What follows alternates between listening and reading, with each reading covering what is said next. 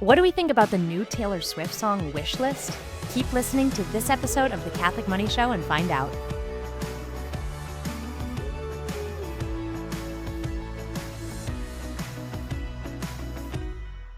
I have always wanted to do a reaction episode. Oh, boy.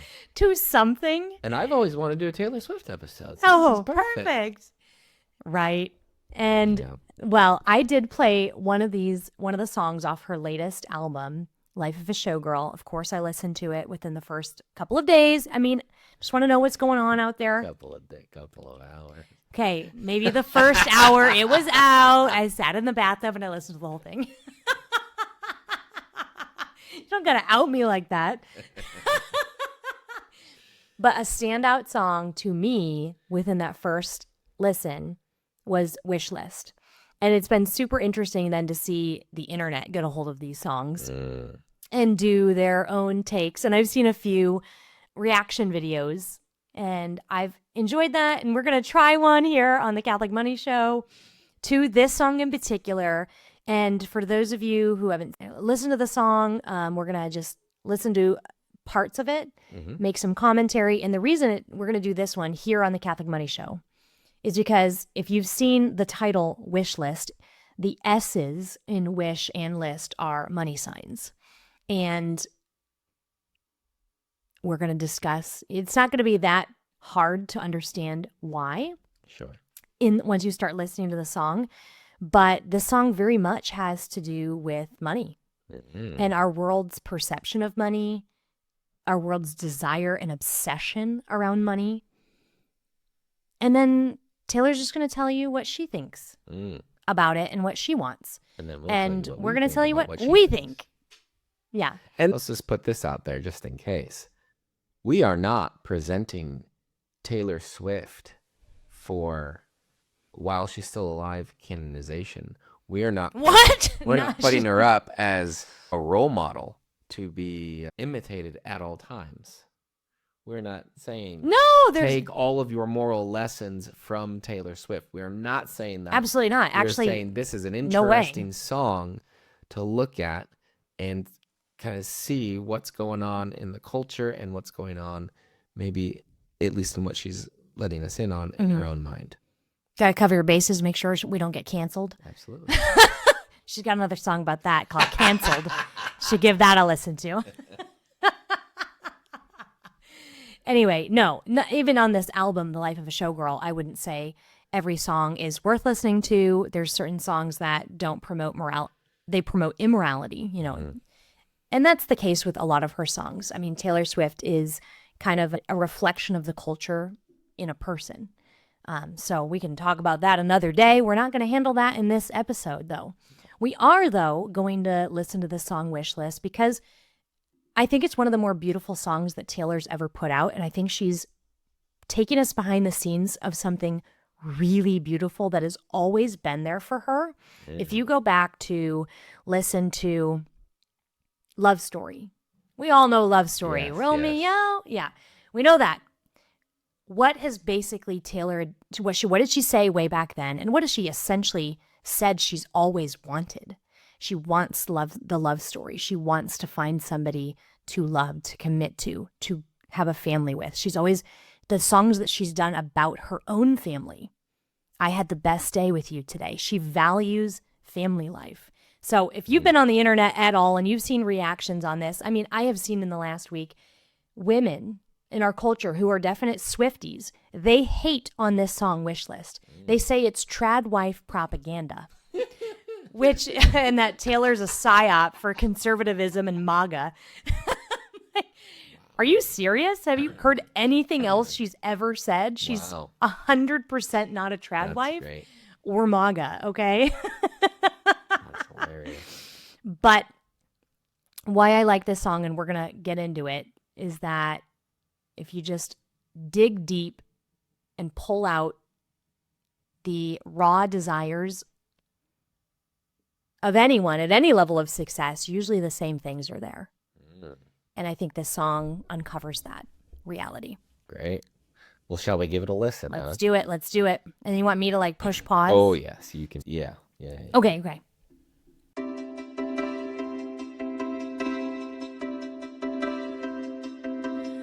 want that yacht life under chopper blades. They want those bright lights and Balenci shades.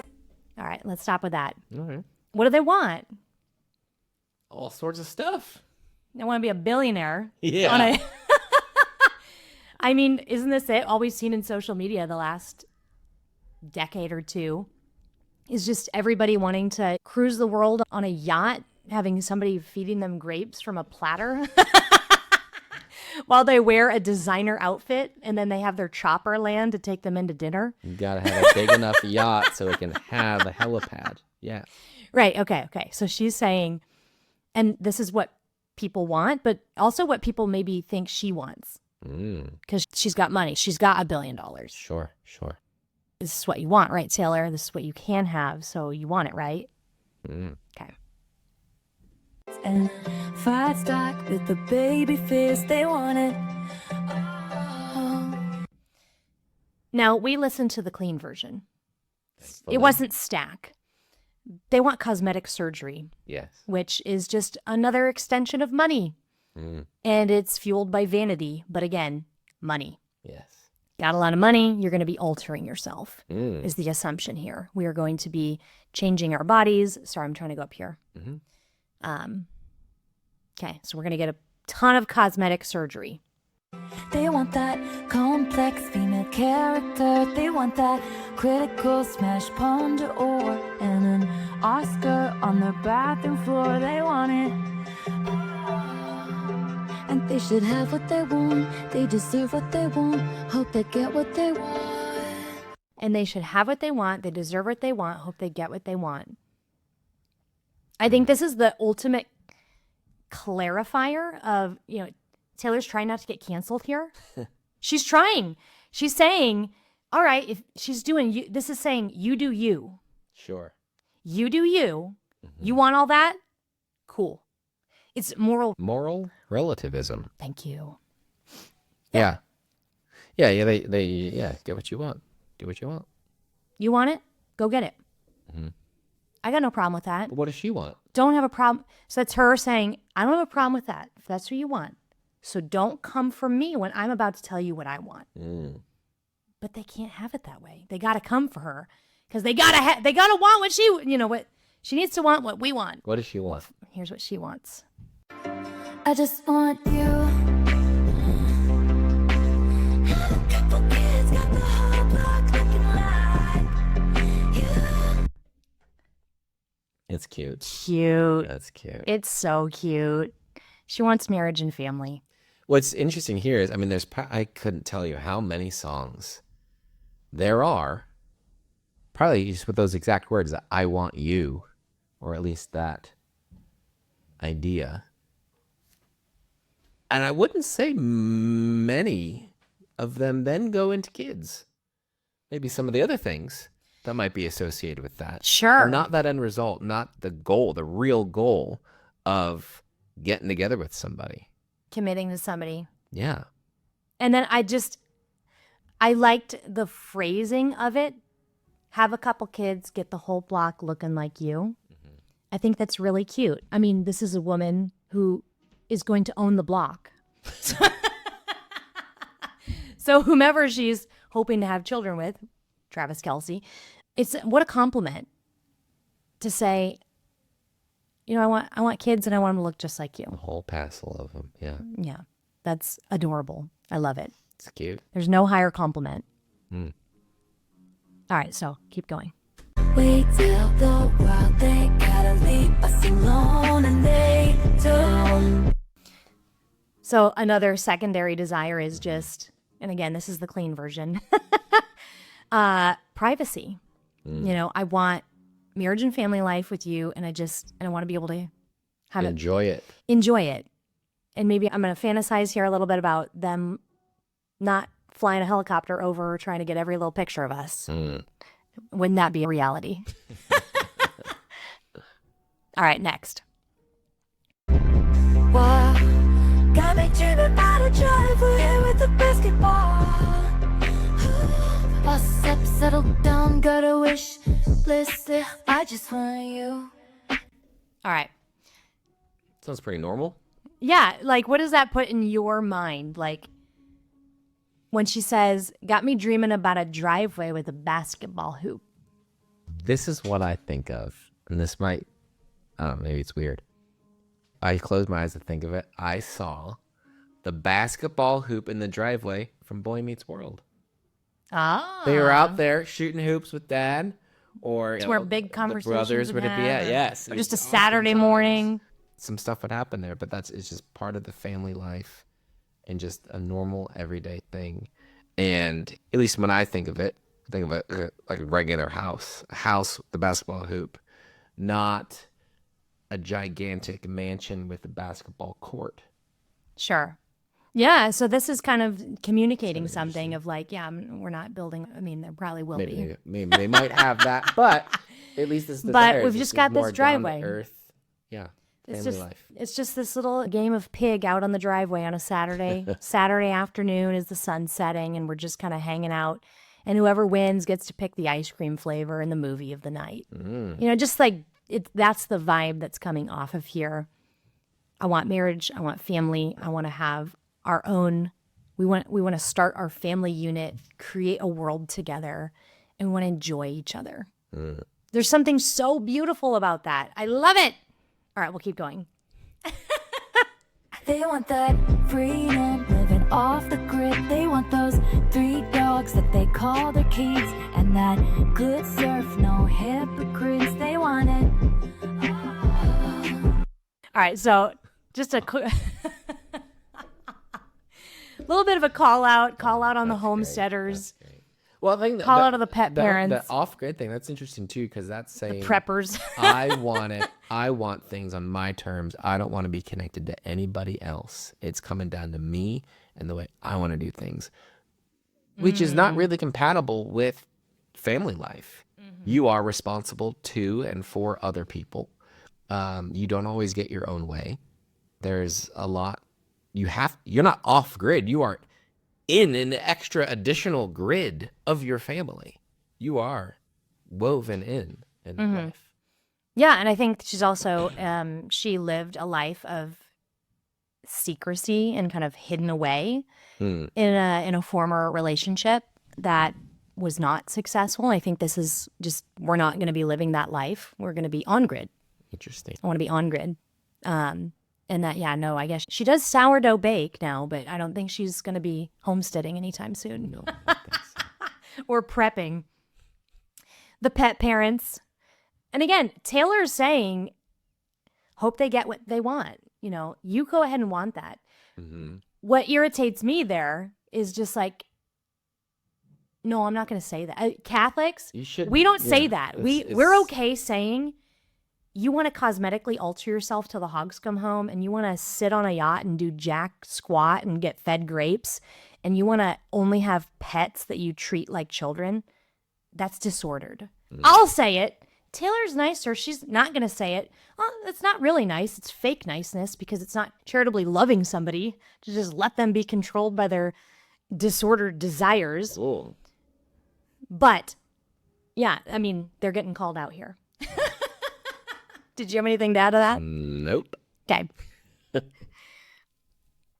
All right, continuing on.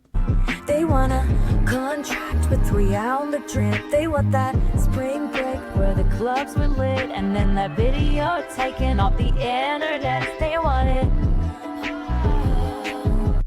So calling out, you know, the party animals. Sure. Just kind of endless party existence. Live like we're all in college, just constantly, whatever. I mean, Taylor's now 35, and most people are just ready to move on from that eventually. Oh, what was one thing that was interesting? The video taken off the internet of I want to do what I want to do and suffer as few consequences as possible. Right? Have the evidence of whatever indiscretion taken care of, put away.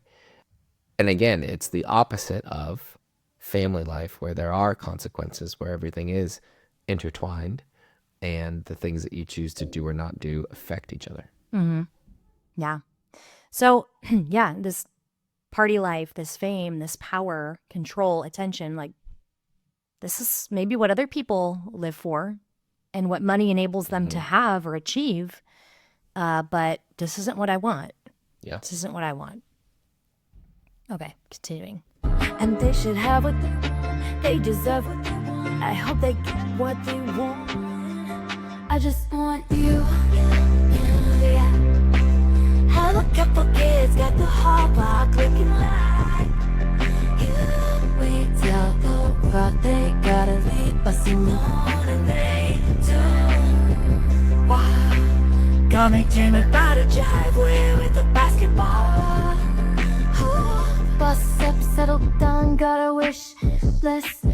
I made wishes on all of the stars. Please, God, bring me a best friend who I think is hot.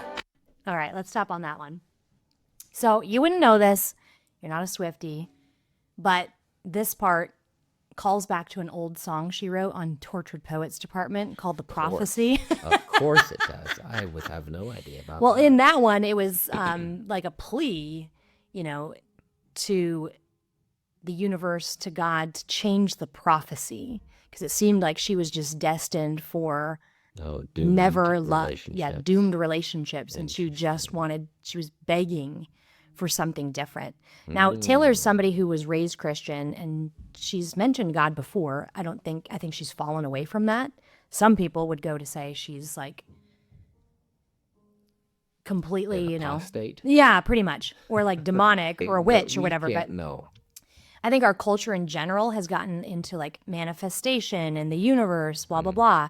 But I think right here, what she's communicating is that, she made all these wishes on these stars. But then there was also this, a prayer whispered to God.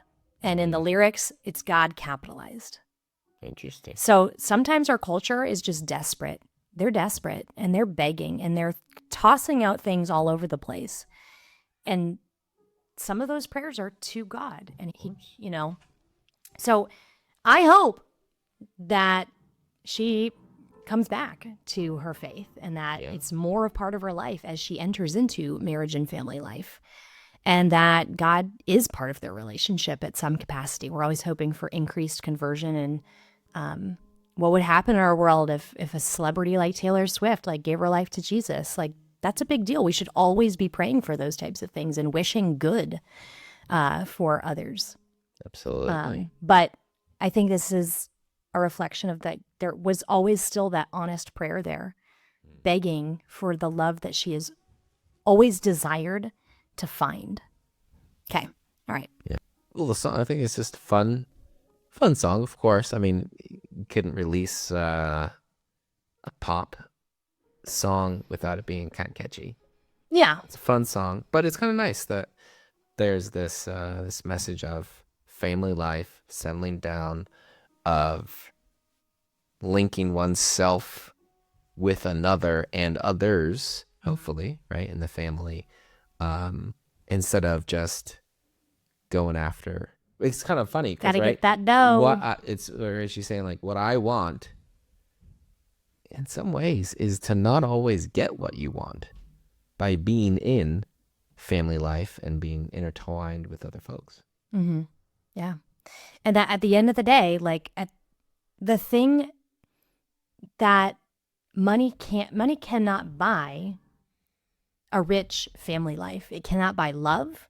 It cannot buy the family. And so many people realize this only too late.